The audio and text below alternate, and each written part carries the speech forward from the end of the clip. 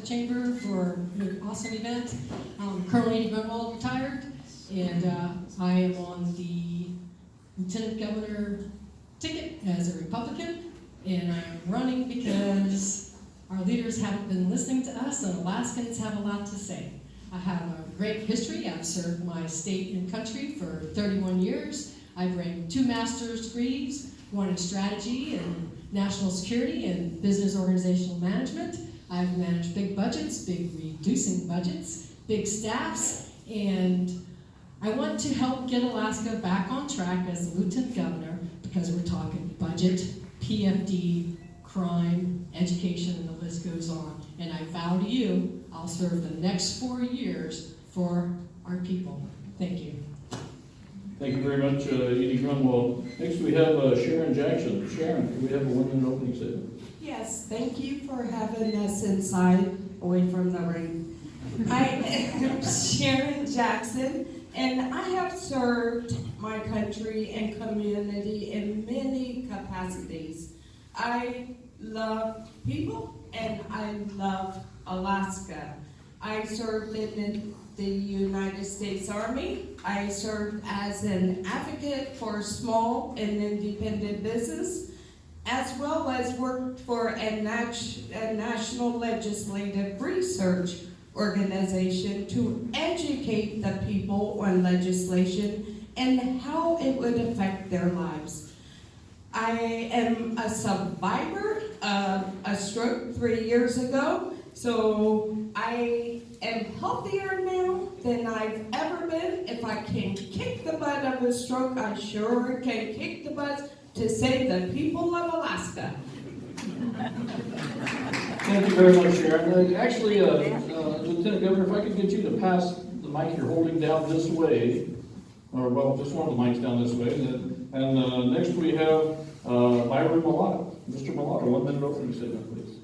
I am so honored to be the sitting Lieutenant Governor of the state of Alaska, and having had the opportunity to work with Governor Bill Walker during these 4 years, I seek the opportunity to do so for 4 more years, having been born and raised in Alaska, served the state in many, many capacities in both the private and public sectors. The need for us to begin to grow Alaska after achieving a response to the fiscal crisis the state has been in, and now we have the opportunity to begin to grow Alaska. Again, I look forward to that opportunity. Thank you very much, Myron Malata. Next we have Kevin Meyer. And Mr. Meyer, 1-minute opening statement, please. And if you could hold the mic a little bit closer to your chin there, it would be a little easier for them to hear you. Okay. Thank you. That's close enough, I think. Again, thank you. I want to thank the Chamber for putting on this event this afternoon. It's always good for me to come out here to the Valley. I represent in the South Anchorage, Republican from South Anchorage, and I think all the good Republicans have moved out here to the Valley, so I feel right at home here. Thank you for doing this. So I lived in Alaska 40 years. An oil company brought me up here, and I'm actually still working part-time for that same oil company. It's changed names a few times. And I've also during that time I've run for elected office. I've been in elected office now 26 years, starting in Anchorage as the Assembly, and then going to the State House, and then to the Senate. And also during that time, I went on and got a master's in business and a master's in public administration. So I think I have some unique qualifications that'll make me a good lieutenant governor, having both the academic and the practical experience in both the public and private sector. And I want to just make sure we get help strengthen the ticket and get a good Republican governor elected. Thank you. Thank you, Mr. Meyer. And last but not least, we have Mr. Stephen Wright. Mr. Wright, a 1-minute opening statement, please. Thank you, and thank you again to the Chambers for having us here. I was born in Anchorage. I was born in Elmendorf Air Force Base when my dad was here serving during the Vietnam War.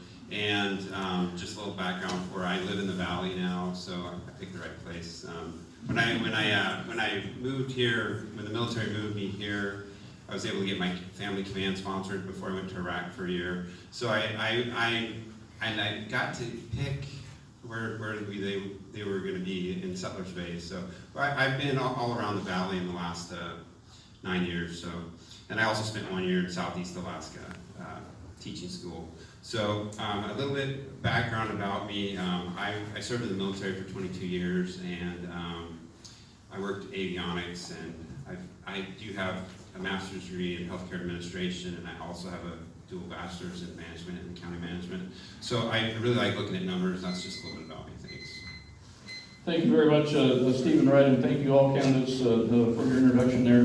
Mr. Wright, if I could ask you to pass the mic down to Ms. Jackson, or Mrs. Jackson, and make an assumption there. We're going to go ahead and start with the first round of questions here. Since we started with Deborah Call with the last one, we will move a little bit to my left here, and Lynn Gaddis will be the first to answer the first question.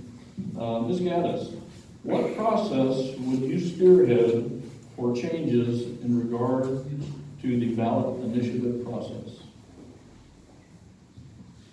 So, what process would I spearhead for a ballot initiative process? We already have a process. So to spearhead, I think the most exciting part about the ballot initiative process is the part that the lieutenant governor is necessary, and part of their job is to go tell both sides of the story, make sure that both sides are heard. And I think that's really, really important. We can name ballot initiatives, fresh water, fresh air, you name it. Who wouldn't vote for that? But seriously, we got to get into the meat of it and make sure that people, you guys out there, understand that even though it has a name that sounds, so who wouldn't vote for it? We want people to know both sides of the story and how it can or can't hurt our great state. So that's one of the things I'm kind of excited about that. Thank you very much, Ms. Gaddis. Ms. Grunwald, the same question for you, ma'am. I'm going to reword it a little bit here based on what sounded like might have been a little bit of confusion there. So, Ms. Grunwald, what change or changes would you spearhead in regard to the ballot initiative process? As far as changes in the ballot initial process, it is in the Constitution, and I think that when the initiatives come in, we need to bounce those initiatives up against the Constitution and the statutes to make sure that they meet those requirements. Because sometimes you have something that comes in that doesn't meet those requirements, and it just doesn't make any sense. I think that we need to make sure that the titles represent maybe what they really are and not be so confusing, because we all stand for Alaska and we all stand for salmon. And also the verbiage on the ballot, when it gets there, it needs to be explicit, concise, and brief so that people know what they're voting yes or no for. Thanks. Thank you, Ms. Grunwald. We'll now ask Sharon Jackson the same question. Ms. Jackson, what changes would you spearhead in regard to the ballot initiative process? The change I would spearhead is getting people inspired, empowered to take advantage of our initiative process. It's a wonderful process, and the more people get involved, the more we can do to listen and act what the people are asking for. So I appreciate, as it is, I would just get more people involved. Thank you. Thank you, Ms. Jackson. Mr. Malott, what changes would you spearhead in regards to the ballot initiative process? The initiative process is carefully thought out and included in our Constitution. It has been amended to take into account the growing population of our state. The process is a good and sufficient one. The explanation is important, as has been already mentioned, and is a statutory obligation. The Lieutenant Governor has the obligation to review any initiative as to its legality, and that allows for full review.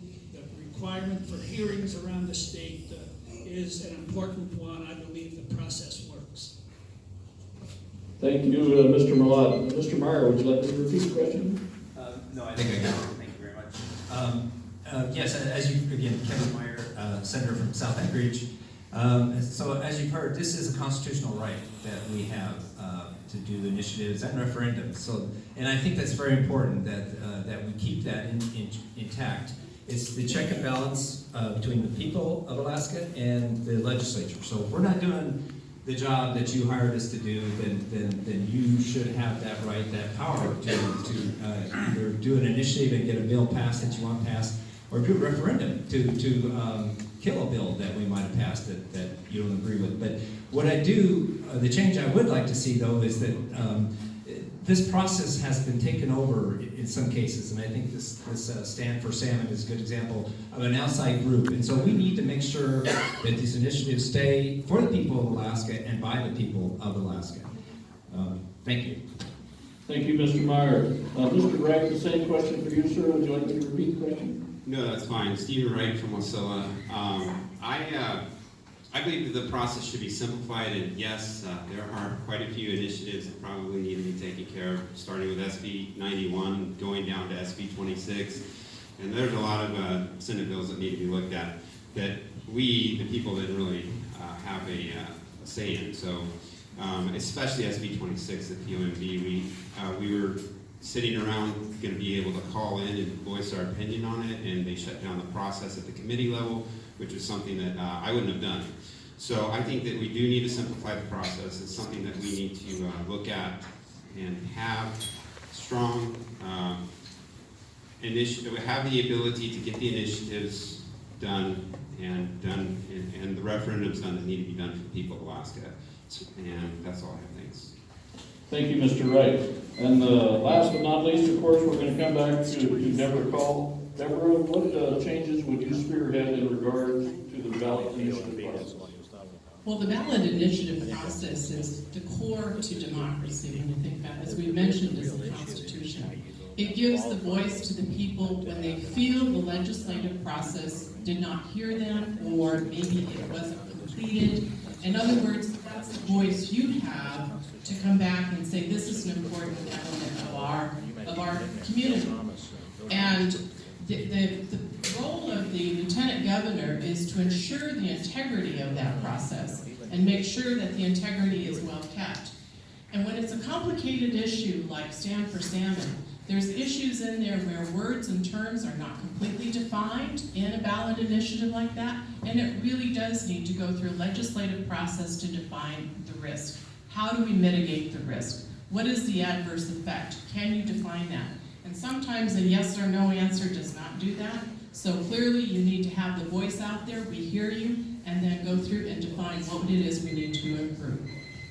Thank you, Ms. Call. Boy, I couldn't have asked for a better segue to ask Ryan over there if you have any yes or no questions, right? Yeah, so this is our first yes or no, and again, remember, this is just yes and no, so no comments.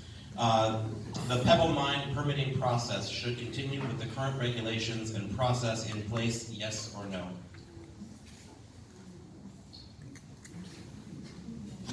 All right, thank you. We'll move on to our second scripted question here, and we will start with Edie Grunwald. So, if you could pass this on. Thank you very much. Edie Grunwald, per the Constitution, the duties of the Lieutenant Governor are minimal. What do you see as the role of the Lieutenant Governor? Along with the 11 statutory duties, there's also some negotiations with the governor, what he can assign me to, and those things that I'm passionate about. So we've got the Division of Elections that we can't wait to jump in there and help clean up the database, the voter registration base. Also get out some information and training and increase the voters. I'm not so keen on the mail-in ballot because I don't think that numbers trump security and confidence in the voting system. And those things that I'm passionate about, I hope that the governor lets me jump into the criminal justice system because I've got a bunch of ideas and I want to get some experts in there and get some real changes going. And I'm here for the people, and that's the reason I'm up here, and I want to make some changes. Thank you. Thank you, Edie Grunwald. Sharon Jackson, the same question for you, ma'am. Per the Constitution, the duties of the Lieutenant Governor are minimal. What do you see as the role of the Lieutenant Governor? Other than life, liberty, and the pursuit of happiness or right to property, voting is one of the greatest privileges and honor we have as residents and citizens of Alaska and of the United States. So supervising the Division of Elections is the job for the Lieutenant Governor. Other than that and the other statutory duties, I would like to be a bridge from Juneau to the people. The people need more accessibility. So I want to be able to communicate with the people and make sure the message is delivered to our governor and the legislative body so we can get action. Thank you, Sharon Jackson. Byron Malott, what do you see as the role of the Lieutenant Governor? Certainly, the responsibility for management oversight of the Division of Elections is hugely important and is one that requires considerable effort. The role of the Lieutenant Governor that is somewhat macabre, that people really don't talk about, is that the Lieutenant Governor needs to be ready at a moment's notice to be governor. And so the Lieutenant Governor needs to be broadly aware of all of the public policies that affect our state, that are before the government at both the administrative and legislative levels. And also, the governor should have a strong and positive working relationship. The Lieutenant Governor should have a strong and positive working relationship with the governor in order to be part of effectuating the policy of the state of Alaska. Thank you very much, Byron Malott. Kevin Meyer, the same question for you, sir. What do you see as the role of the Lieutenant Governor? Thank you. Well, certainly the main function is the Division of Elections, which was already mentioned. But I do think that's such an important role, the Director of Division of Elections, that should not be a political appointee. That should be somebody who we bring up from the ranks, who knows what they're doing, and to make sure that it's done properly and fairly, and we have integrity in our system. But I think that where I can be the best assistance to the state and to the governor is that with my experience with the legislature, 18 years, I can help sell the governor's ideas, his proposals, his policies to the legislature, so that we don't have to have 9 special sessions in 3 years because the legislature isn't doing what the governor wants. I want to work directly with the legislators on behalf of the governor and get his ideas sold, and also having the experience that I have both on the private sector and public sector does make me a good candidate if something should happen to the governor. Thank you very much, Kevin Meyer. Stephen Wright, the same question for you, sir. What do you see as the role of the Lieutenant Governor? Okay, I believe the role of the Lieutenant Governor is to look at, along with the Division of Elections, and I think we're getting some feedback here, so. Okay, I think the mics are too close. Anyways, so what we need to look at is, the Lieutenant Governor should look at policy, look at the regulations that are affecting the industries specific to the different departments, and look at trying to find value-added ideas, like working with the federal government, looking to deregulate a lot of things, that looking directly at those things within the structure of the budget, and going around and making sure that the policies match what's happening within the departments, and ensuring that they're doing things on a timely basis for the people of Alaska to provide a maximum benefit for the people. Thank you very much, Stephen Wright. We'll now come back to Deborah Call. Ms. Call, what do you see as the role of the Lieutenant Governor?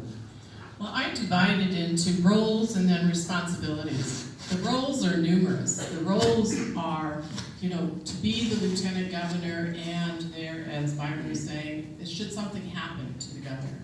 And the other part of the roles that they have in their office is certainly to work with the general public, be that additional voice, represent the government in a leadership role. The responsibilities are also numerous. The responsibilities are to oversee the Division of Elections and make sure the integrity is there. The responsibilities including overseeing the Historical Commission. Another responsibility is working with the Workforce Development Council or the Alaska Jobs Council. In other words, you're not only advocating, but you also have the boots on the ground and you're staying in touch with the general public on specific issues. So there's many roles, 2 important ones, but responsibilities as well. Thanks. Thank you very much, Deborah Call. So, one of our chamber directors works on the microphone system there. I'm gonna ask Ryan, do you have any yes or no questions? Oh, you have not answered? My apologies. So we'll just put Ryan back in the corner there. And we'll ask Lynn Gaddis, what do you see as the role of the lieutenant governor? So the role, we've had some really great answers that we've gone through. That's the great thing about being last. I can utilize all of their answers, but also inclusive. I think it's real important to get along with the governor. So in a Republican governor, I've worked with both of those Republican governor wannabes, I should say.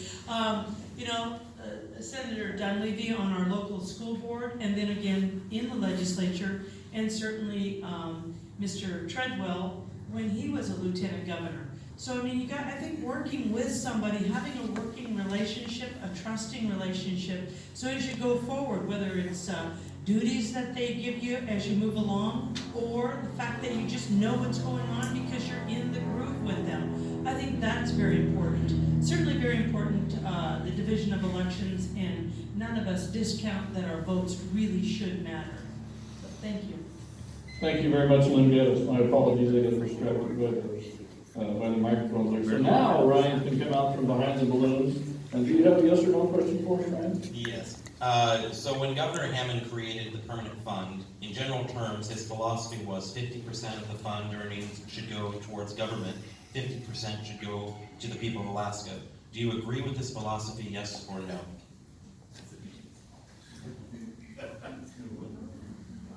Thank you.